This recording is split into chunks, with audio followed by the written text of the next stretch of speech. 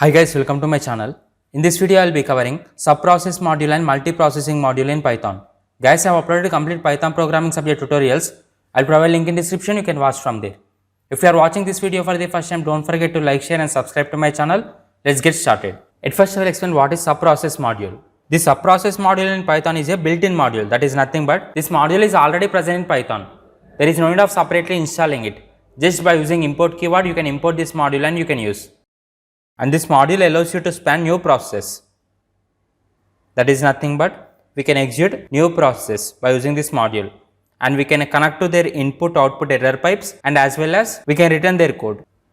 This subprocess module provides a way to run external programs within Python script and communicate with them. Meaning of this is, by using subprocess module, we can execute external programs within Python. For example, if you consider C program, we can run C program in Python itself. Here are some of the key features of subprocess module, and that first one is process spanning. Process spanning is nothing but dividing parent process into child process and executing them is known as process spanning. This subprocess module provides a run function that can be used to span new processes. In subprocess module, by using run function, we can span new processes. The function takes a command and its arguments as input and returns a complete process object. This run function will take command and as well as arguments as input, and it will return complete process object. Next feature is input, output and error redirection. By using subprocess module, we can connect to standard input, standard output and standard error streams of spanned process. And you can redirect the standard input, standard output and standard error to files or pipes, or you can also capture them in your Python script. Next feature is communication. By using subprocess module, you can communicate with spanned process by sending data to standard input or reading data from standard output or standard error streams. And fourth feature is process control. The subprocess module provides functions. By using these functions, you can complete execution of spanned process or to terminate it or to send signals to it. Using the subprocess module, you can run external programs and integrate them to your Python script. I already said before, by using subprocess module, we can run different programs like C program, Java program in Python itself. This is useful when you need to perform tasks that are not easily done in Python. For example, some programs are very hard in Python. So by using the subprocess module, you can run that hard program in different programming languages and integrate them to your Python script. The subprocess module is present in both Python version 2 and version 3. In order to execute different programs using Python, subprocess module supports two functions.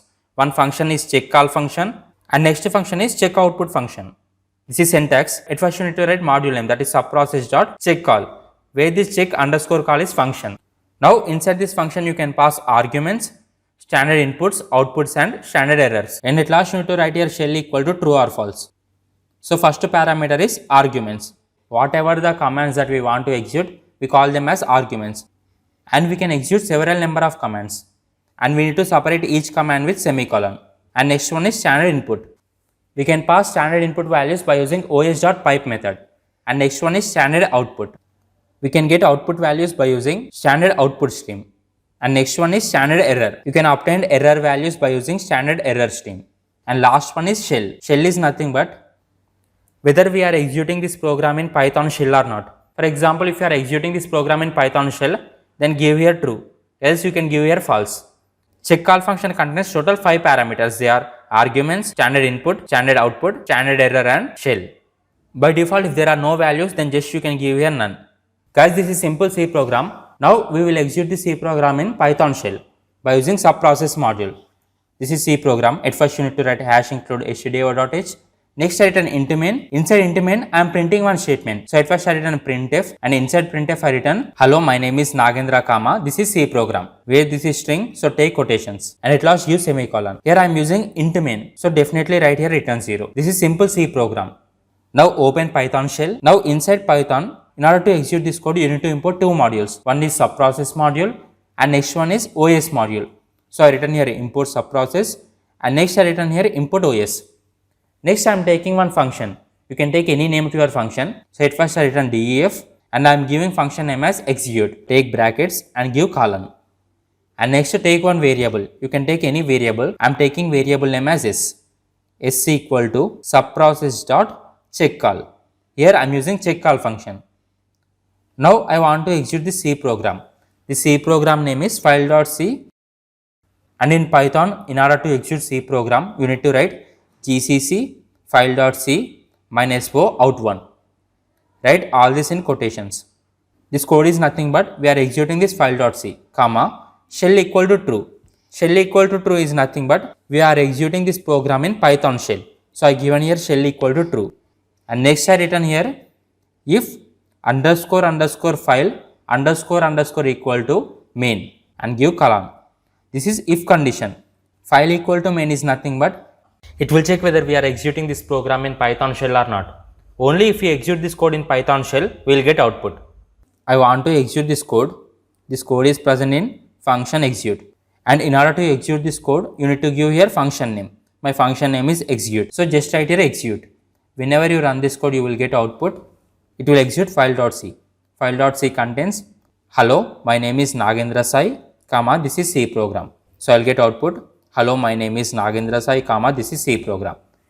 This is how we execute C program inside Python by using subprocess module. Guys, there are two functions. One is check call function and next one is check output function.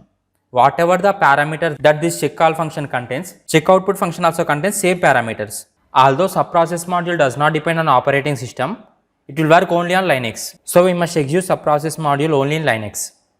Next I will explain multiprocessing module.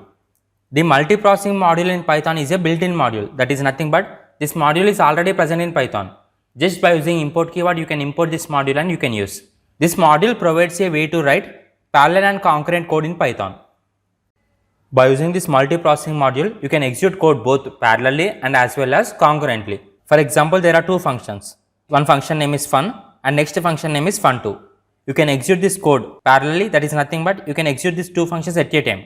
Or you can also execute this code concurrently. Concurrently is nothing but only after executing first function, second function will be executed. So you can execute this code both parallelly and concurrently by using multiprocessing module. This multiprocessing module allows you to span multiple processes, each of which can run in parallel and communicate between them. That is nothing but by using multiprocessing module, you can span multiple processes. That is nothing but you can divide parent process into multiple child processes and you can execute them parallelly.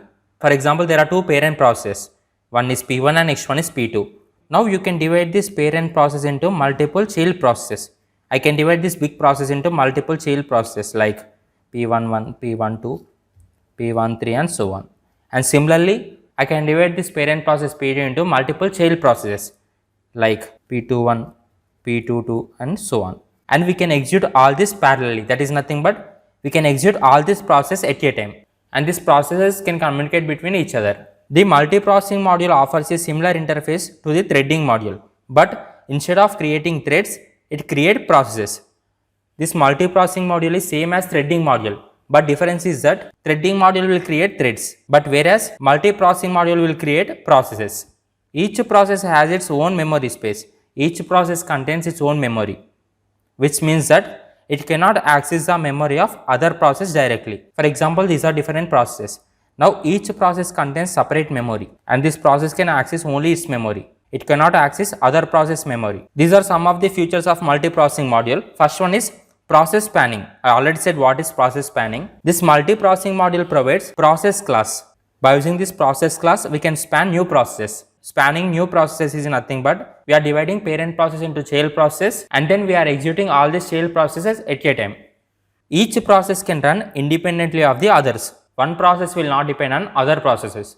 Multiprocessing module follows parallel execution, that is nothing but one process will not depend on other process. And next feature is shared memory. Multiprocessing module provides a way to share memory between processes using object like value and array. And this multiprocessing module can also share memory between different processes and it can be achieved by using value and array. And next feature is communication. One process can communicate with other process by using pipes, queues and other inter-process communication mechanisms. And last feature is synchronization.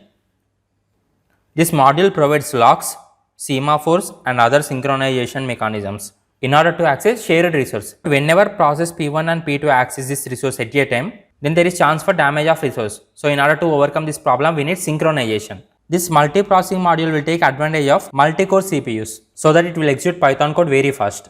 Mainly we use this multiprocessing module in parallel execution such as image processing, machine learning and scientific simulation.